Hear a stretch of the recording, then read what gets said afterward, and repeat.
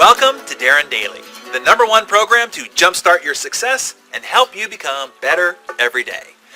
Every day, one of us faces obstacles. Rich, poor, young, old, ugly, beautiful.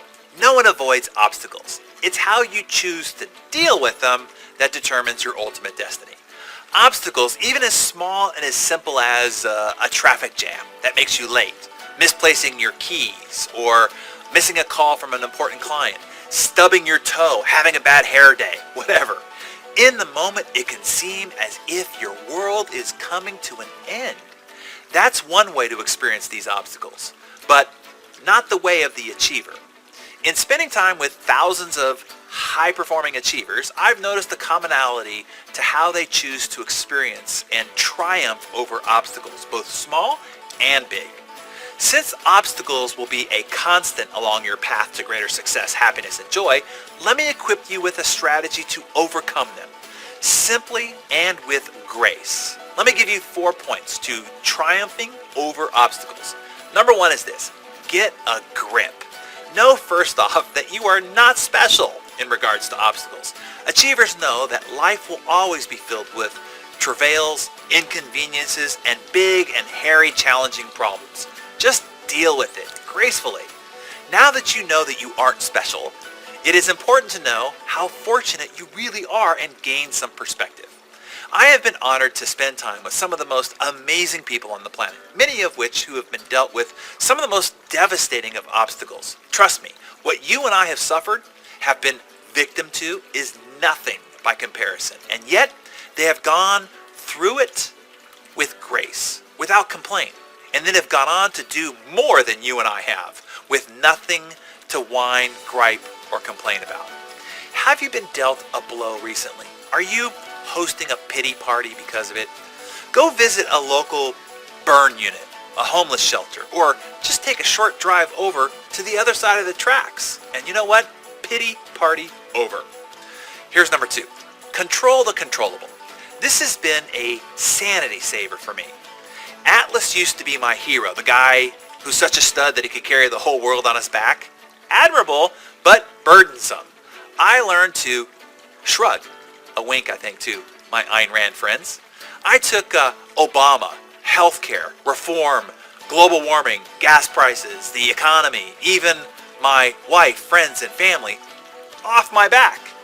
If I can't control it, just let it go. Any aspect of it that I can control or can influence, like voting or saving energy or building my business or changing my behavior, is the only thing that I focus on dealing with. That eliminates 99.99% of what most people worry, fret, and agonize over. Phew, relief at last. By releasing control over circumstances, you gain more control over your life. This is especially important when it comes to dealing with obstacles. Take a look at the situation and ask yourself, what part of this can I control? Then let go of everything else, and voila!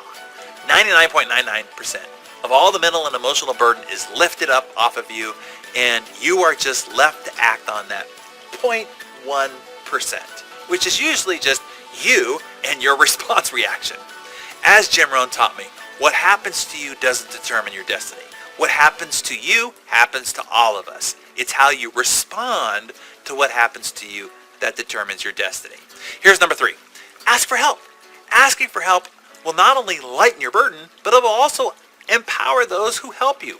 People want to be of value. They want to know that they matter to you. Being able to help you helps them feel important and be important. Give others that gift by asking others to help you more often. And number 4 is this: just keep moving.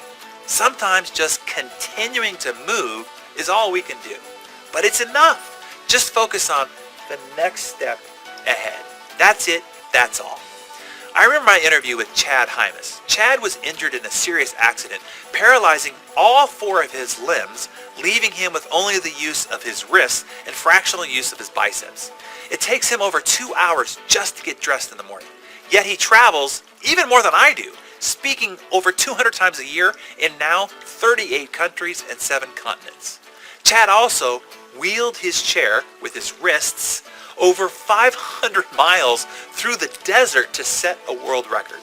And I whine and moan about running 10 miles? Chad shared that in his extraordinary 513-mile wheelchair trek through the desert that he used this strategy. He did just what was in front of him. He said, I couldn't count the mile markers. I had to take it one highway stripe at a time.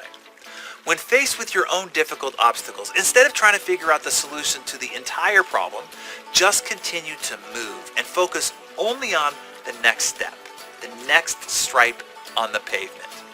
Navy SEALs have a mantra that they use when they're under stress, when self-doubt or that little voice suggesting that you should quit creeps in. They say, not dead, can't quit. Navy SEAL veteran Richard said this to me. He said, a man or woman can only be defeated in two ways, if he or she gives up or if he or she dies. So, are you stuck? Not sure what to do? Just keep moving forward. One single, small as it may be, step at a time. If you're not dead, don't quit. Just keep moving. Here's what I want you to do. Share in the comments below the greatest obstacle you are faced with right now and how you plan to overcome it using the outline that I just gave you, point 1 through point 4.